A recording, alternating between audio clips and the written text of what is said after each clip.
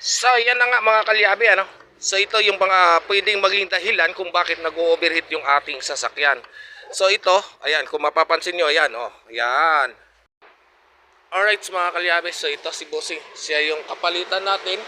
Ayan si 13, yung ating si Blue. At ito na po ngayon yung ating kapalitan. So, yan mga kalyabe, yan po yung magiging service na natin daily. Kaibigan, kalyabi, mayroon ka bang problema? Sasakyan ng kotse, may problema sa makina. Tayo na kay makinistang pobre, susolusyonan, diagnostic ang kailangan. Makinistang pobre, isang magaling na mekaniko. Makinistang pobre, mayaman ang puso sa pagtulong. Mag-subscribe na kayo. Mag-subscribe kay Makinistang Pobre.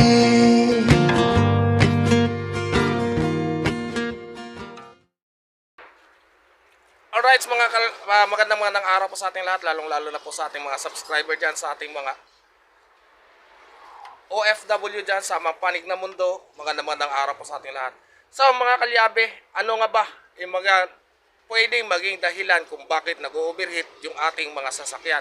So dito natin ipapakita sa inyo na kung bakit bago ako magta-top overhaul or bago ko kayo isasuggest na i-overhaul ang inyong sasakyan, itatop overhaul kapag nag-overheat yung inyong sasakyan, ito sinasuggest ko lagi, papalinis nyo muna inyong radiator. Kapag ganun pa rin, saka natin kakasuhan or saka natin aaksyonan yung pagta-top overhaul. So ito mga kalyabe, papakita ko sa inyo kung ano mga ginagawa sa paglilinis ng ating radiator. Alright?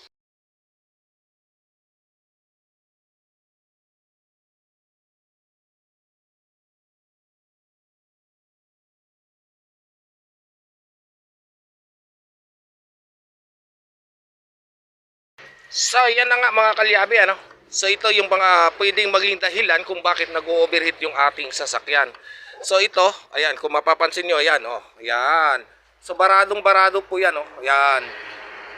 So yan po yung mga pwedeng maging dahilan kung bakit mag-overheat yung ating sasakyan. Kaya lagi kong sinasuggest bago natin itatap ang top overhaul yung ating sasakyan na nag-overheat ay kailangan natin munang ipapalinis yung ating radiator. So yan kasi yung mga namumuo na tubig. So bakit nagkakaroon ng dumi or ng bara? Kasi yan po yung tubig na namumuo. Alright. So yan, oh, kitang-kita talaga. So yan mga kalyabe, ito nga po pala yung sasakyan na kapalit ng aking si 13. So kung naalala ninyo, yung Sukotse na binili natin na 13 ng 13 ml ay ito na siya ngayon. Papakita ko muna sa inyo. Ayan. So ito ang kapalitan ng aking si 13. So nagkaroon kami ng magandang usapan, straight swap. Ayan, shout out kay Bossing. Ayan, so isa siya sa head ng security guard. So ito po yung ating kapalit. So Mitsubishi na 4D68 engine. So may turbo po yan. So straight swap lang po kami. So kayo na lang po maghusga kung panalo po ba o lugi ako doon. Dahil sa halagang 13 mil ay naging ganito na po yung ating sasakyan. Alright. Ayan. So ayan, oh. Pinapalinis ko muna. At isa rin sa tips ko sa inyo mga kalyabe, kung bakit naging matakaw sa fan belt yung ating mga sasakyan, sa ating lalong-lalo na sa ating alternator. So yan po yung magiging dahilan, yung ating pulley, kasi matalas na po siya masyado. Ayan, sa mga gustong magpagawa po ng inyong mga electrical, mga alternators, punta po lang kayo dito sa Hiner Electrical Shop, dito sa may Danghari, tawag nito, Danghari Imos, Pasong Buhaya Imos. So dito lang po yan, malapit sa may Vallejo Place. Ayan. Ayan po yung aking kumpare. Ayan.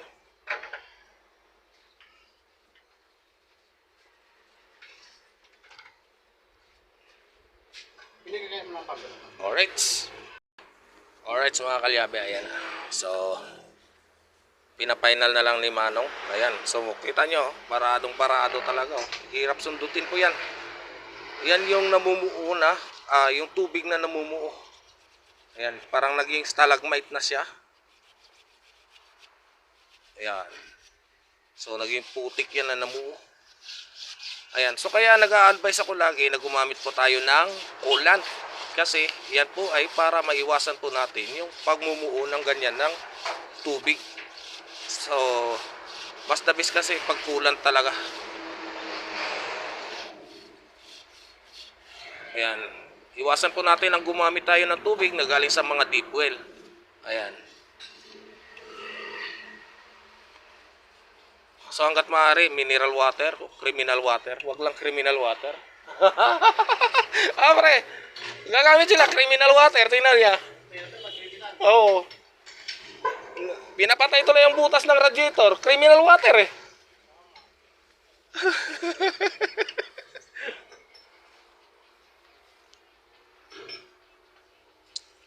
Ayan.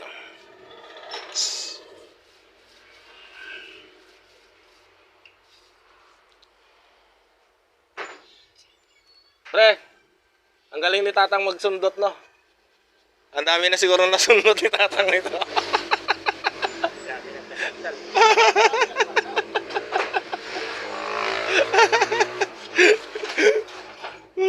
Ay mga kalyabe, sa mga gustong magpagawa ng radiator, bisitahin nyo lang dito yung kanilang pwesto. Ayan, sa Hiner Auto Electrical Shop. So dito lang po yan kay Jojo Vulcanizing Shop. So hanapin nyo lang dito si Tatang. At murang-mura lang po siya maningil. Presyong kaibigan lang ang kanyang presyo, hindi presyong kalaban.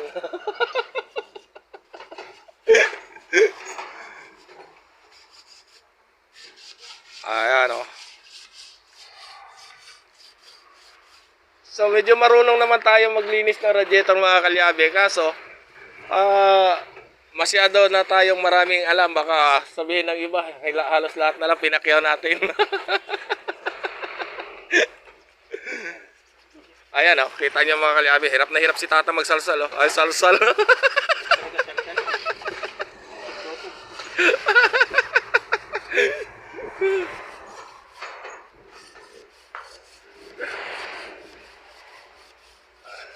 Ayan o.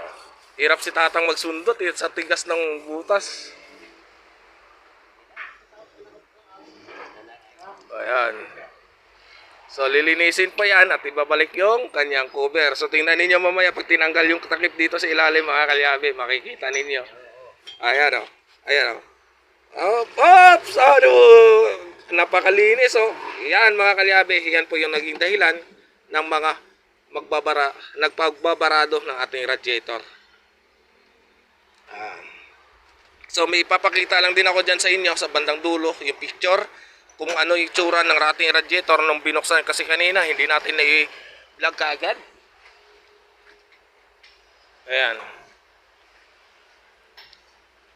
So hindi kasi ako nagpakakumpiyansa talaga mga kalyabe kahit na sabihin natin na bagong overhaul yung sasakyan, kahit na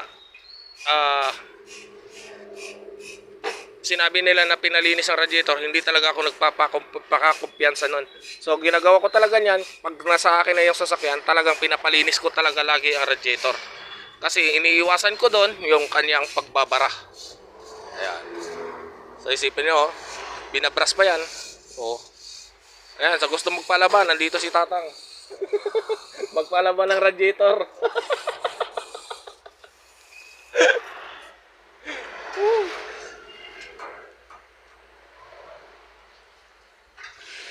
Ayan o. So kung nakita nyo, may dumi pa rin siyang natitira, kalawang. So mamaya, ikukulan natin yan. So yan. Kasi napansin ko mga kalyabe, kapag tumatagal, ay umiinit masyado yung aking temperature. So, hindi na ako nagdadalawang isip, hindi naman bumubulwak, wala namang pressure sa aking radiator. So, walang problema sa aking makina, kundi dito lang sa aking radiator. Parado. Alright.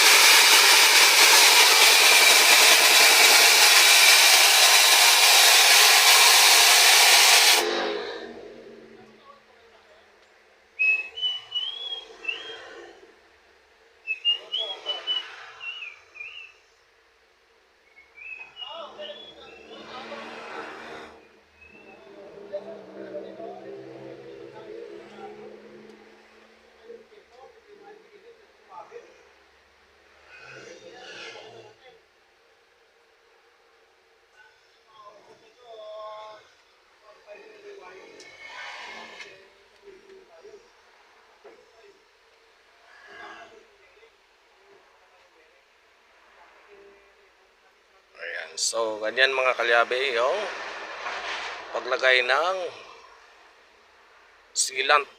Ayan. So, hindi siya masyadong makapal. Kitang-kita nyo naman kung gaano ni Tatang kinontrol yung paglagay ng sealant. Kasi pag nasubrahan naman yan mga kalyabe, ay papasok din yan dito sa butas ng ating radiator. So, ang galing ni Tatang, ang galing mag-control ng sealant.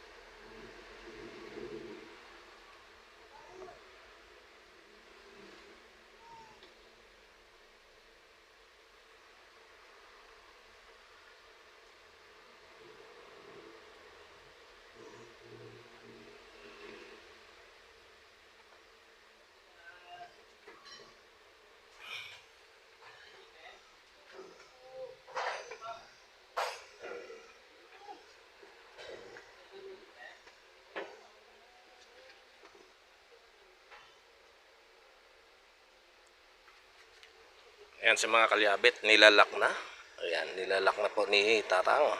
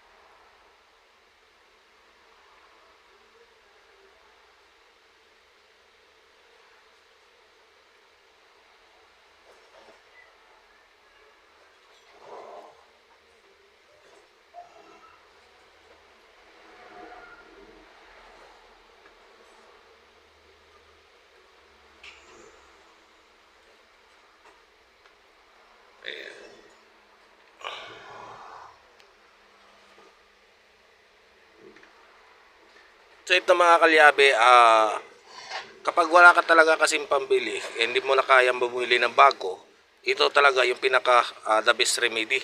Kasi sayang naman kung pag nagpalit ka ng bago ay pwede pa po naman na may repair. So ito, dahil nga sa gusto nating makatipid-tipid tayo ng konti, ay pina-repair na lang po natin. So ito kasi proven and tested na po natin dito sa atin dito sa Pilipinas, kasi alam niyo naman tayo ay mga talentado. Ayan, mga talentadong Pinoy. Ayan. So isipin niyo yan mga kalyabe, ano? Yung buong akala natin na hindi nare-repair ay dito pala nare-repair natin. So nakatipid na tayo, nakatulong pa tayo sa kapwa natin. Tangno. Nakatipid na, makatulong pa sa kapwa. Kasi nagkaroon ng trabaho yung mga marurunong gumawa ng ganitong trabaho. Ayan. So dito kailangan lang talaga kapag maglinis ka ng radiator mga kalyabe, kailangan mo talaga ay yung kanyang sipag at tiyaga. Kailangan matyaga ka talaga kasi isa-isahin mo yan. Isipin mo yan mga kalyabe, ini-isa-isa yan. Yung mga lock niya na yan, ini-isa-isa yan. Ayan. O, isipin nyo yan. Ini-isa-isa talaga yan. Ilang ipin yan. So, ang dami niyan. Ganun talaga ka sa tiyaga nila pag maglinis ng radiator. Kapag ako niyan, ako inis na ako niyan.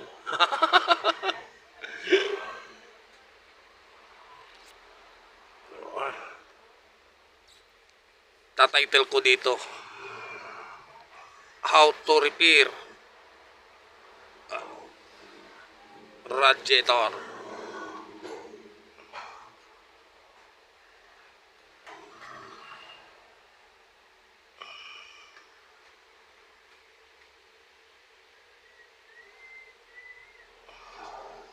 Ayan. From waste to usable.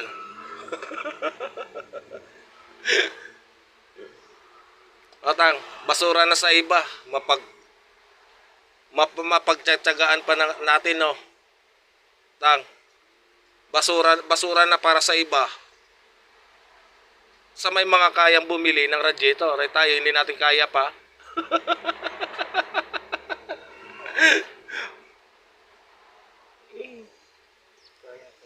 Evercool, baka naman.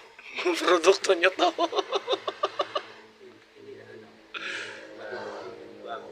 Oo. Pero, madudumihan ulit yun eh. Ganun din, babara ulit. Ito, samantala ito, palinis mo. Hanggat kaya palinisan mo na lang muna. Makakatipid, para lang makakatipid ka. Kasi, sa panahon ngayon mga kalyabe, kailangan natin maging practical tayo. Hindi naman tayo talagang mayaman para kaya natin bumili ng bago. Right? Alright mga kalyabe, so ito si Bossing. Siya yung kapalitan natin. Ayan si 13, yung ating si Blue. At ito na po ngayon yung ating kapalitan. So yan mga kalyabe, yan po yung magiging service na natin daily. Ayan, so comment lang po kayo dyan sa baba kung ano pinaka-the best na ipapangalan natin dito. Ayan, so ililawan ko lang ha, kasi medyo madilim tayo. Ayan, so comment lang po kayo kung ano ang ipapangalan natin dito. Ayan, so ito ay turbo diesel ang makina. Ayan, so bumalik lang tayo dito kay Bossing kasi dahil nga kahapon hindi natin nakuha yung original na papel, so nag-uusap kami dito. At shout out sa lahat ng gwardiya dito sa may SM. Itong ginagawa pala mga kalyabe, itong ginagawang SM na Lubali. Ayan, so kinuha ko lang dito yung ating original na papers. Ayan. Ayan siya. So kinuha ko lang. So hindi ko na masyado ipapakita sa inyo kasi yung pangalan niya hindi ko na ipapaklear sa inyo. Ayan.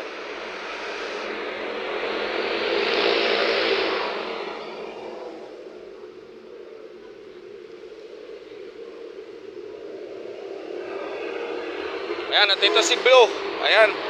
So, Blue, sana katulad ng pag-alaga mo sa amin, katulad ng pagdala mo sa amin sa Tugigaraw, sana kay Bossing ganun din ang serbisyo na ibibigay mo kay bossing. Ayan, bossing, ikaw na po bahala sa aking si 13. 13 ang pangalan ko niyan eh. So, ikaw na bahala kung ano ibibinyag mo sa kanya na panibago. So, Yan si Birago yan, Birago. Drago. Birago. Birago. Ayan, so bago na pangalan ngayon ni 13, hindi na siya si 13, kundi siya ngayon si Birago.